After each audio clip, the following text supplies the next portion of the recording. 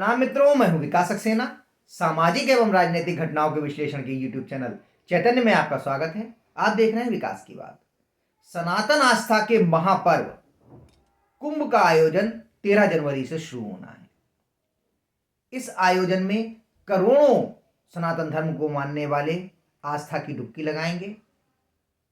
इस आयोजन का भव्य और दिव्य बनाने के लिए उत्तर प्रदेश सरकार ने भी बहुत सारे प्रयास किए हैं, लेकिन इस आयोजन में गैर हिंदू, विशेष रूप से मुसलमानों को प्रवेश दिया जाए या ना दिया जाए, इसको लेकर रोज नए नए बयान आ रहे हैं, नए नए तरह की बातें हो रही हैं। सबसे नया जो अभी बयान आया है वो द्वारका शारदा पीठ के शंकराचार्य सदानंद सरस्वती जी का है। उन्होंने साफ कहा है कि जिन लोगों की सनातन धर्म में, हिंदू धर्म में आस्था नहीं है, वो जो इसकी मान्यताओं को, धार्मिक परंपराओं को नहीं मानते हैं, उन्हें इस आयोजन में प्रवेश क्यों दिया जाए। जो उन्होंने मुसलमानों के ऊपर विशेष रूप से सवाल उठाते हुए कहा है, क्योंकि उन्होंने स्पष्ट रूप से नाम तो नहीं लिया है, लेकिन उन्होंने कहा है कि जो लोग वंदे मातरम कहने में भी दिक्कत महसूस करते हैं, उन्हें महाकुंभ में प्रवेश क्यों दिया जाए।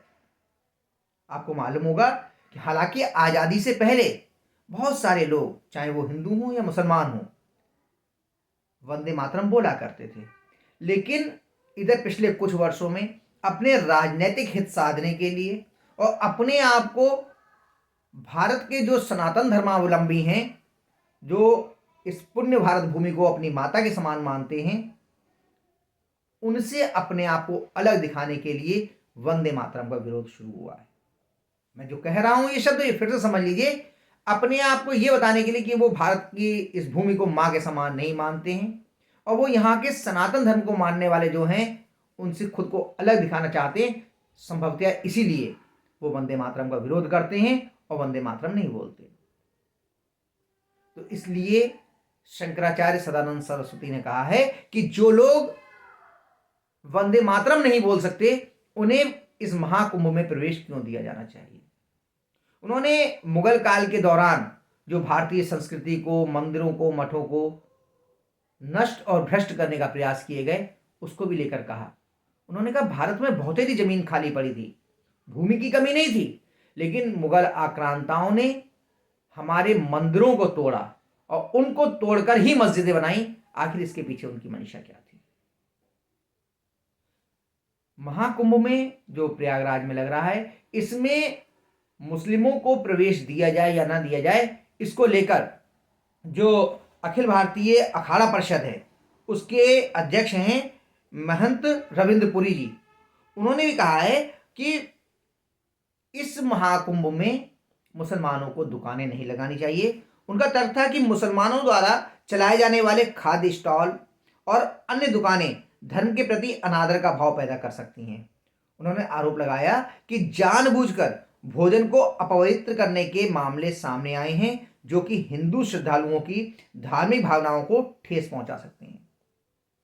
अभी बहुत सारे ऐसे वीडियो वायरल हुए हैं जिसमें लोग खाद्य पदार्थों पर थूकते हुए दिखाई दे रहे हैं, उसे जूठा करते हुए दिखाई दे रहे हैं, उनमें मानव अपशिष्टों को मिलाते हुए दिखाई दे रहे हैं, जूस में मूत्र मिलाते हुए दिखाई दे रहे हैं।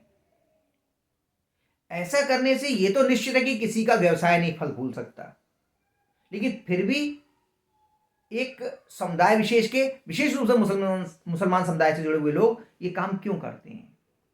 क्योंकि उनको ऐसा लगता है, उनको यह समझाया जाता है कि यदि वो हिंदुओं का धर्म भ्रष्ट करेंगे, उन्हें जूठा खिला देंगे, तो ये उनके लिए पुण्य मिलेगा। इससे ऐसे लोग भी हैं जो इस तरह की बातें समझाते हैं और शायद उन्हें लगता हो कि अपना जूठा खिला देने से, अपने मूत्र विसर्जित मतलब जो मानव अपशिष्ट है वो मिलाया हुआ पदार्थ जूस पिला देने से उनके लिए जन्नत का एक दरवाजा खुल जाएगा।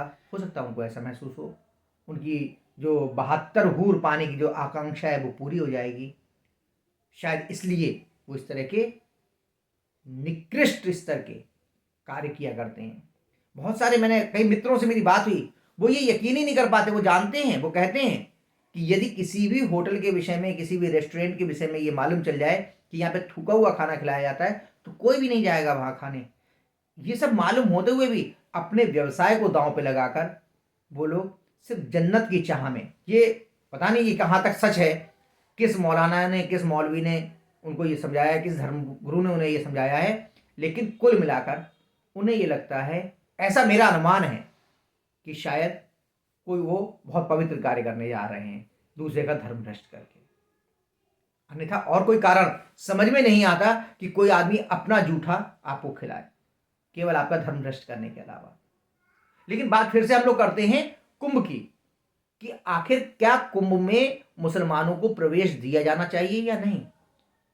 तो मेरा अगर व्यक्तिगत रूप से कहा जाए, तो यदि कोई भी मुस्लिम आस्था की डुबकी लगाने आता है, सनातन धर्म को में उसका विश्वास है, वो अपने पापों को धोने के लिए त्रिवेणी में आकर के डुबकी लगाना चाहता है, तो उसके लिए अवश्य प्रवेश देना चाहिए। लेकिन यदि आस्था नहीं है उसकी सनातन धर्म में, उसकी संस्कृति में, उसके प्रतीकों में, उसकी मूर्ति पूजा में और उसके इस धार्मिक आयोजन में, तो सिर्फ व्यवसाय के लिए किसी भी व्यक्ति को कुंभ में आने की अनुमति नहीं होनी चाहिए। क्योंकि जो महाकुंभ है ये बहुत ही पवित्र पर्व है, और ये कोई ट्रेड फेयर नहीं है जहां पर लोग अपने व्यवसाय को चमकाने के लिए या रोजगार के अवसर तलाशने के लिए आए।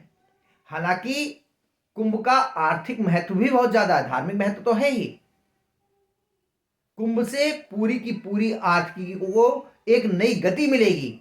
लेकिन जिन लोगों का सनातन संस्कृति में, सनातन धर्म में विश्वास नहीं है और वे केवल अपने आर्थिक हितों को साधने के लिए इस महाकुंभ में आना चाहते हैं, उनको इसमें प्रवेश नहीं दिया जाना चाहिए। क्योंकि ये आस्था का महापर्व है, सनातन धर्म की आस्था का महापर्व है, ये कोई ट्रेड फेयर नहीं है। और इसीलिए बहुत सारे धर्मगुरु लगातार ये कह रहे हैं कि मुसलमानों को प्रवेश नहीं देना चाहिए। उनका मतलब सिर्फ इतना है कि कोई चाट पकौड़ी का ठेला लगाने वहाँ आ जाए, गोलगप्पे बेचने आ जाए और उसमें कोई दूषित पदार्थ मिलाकर, थूक कर वहाँ मौजूद करोड़ों साधु सन्यासियों का, हिंदू धर्म के जो आस्थावान लोग हैं उनके धर्म को भ्रष्ट करने की कोशिश की करे, तो इसकी अनुमति कदापि नहीं देनी चाहिए। तो ये आस्था का महापर्व 13 जनवरी से शुरू हो रहा है, फरवरी के आखिरी सप्ताह तक ये चलेगा। आप सब लोग इस महापर्व में आइए, आस्था की डुबकी लगाइए और उस महापुण्य के भागीदार बनिए।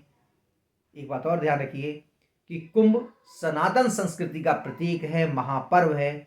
इसमें पर्यावरण भी हमारा जो है वो ठीक रहे, वो दूषित ना हो, इसलिए बहुत सारे प्रयास किए गए हैं सरकार के द्वारा और समाजसेवी संगठनों के द्वारा।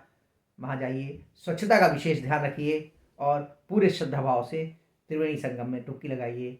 आज के अंक में बस इतना ही। अगले अंक में हम लोग फिर मिलेंगे किसी नए मुद्दे के साथ। तब तक के लिए अनुमति दीजिए। आपसे अनुरोध है कि अगर आपको ये वीडियो पसंद आया हो तो इसे लाइक कीजिए, शेयर कीजिए, और हाँ, अगर इस चैनल पर आप नए हैं तो आपसे ये भी अनुरोध है कि इस चैनल को सब्सक्राइब करने के बाद नोटिफिकेशन का बेल आइकन जरूर दबाइए। धन्यवाद, प्रणाम।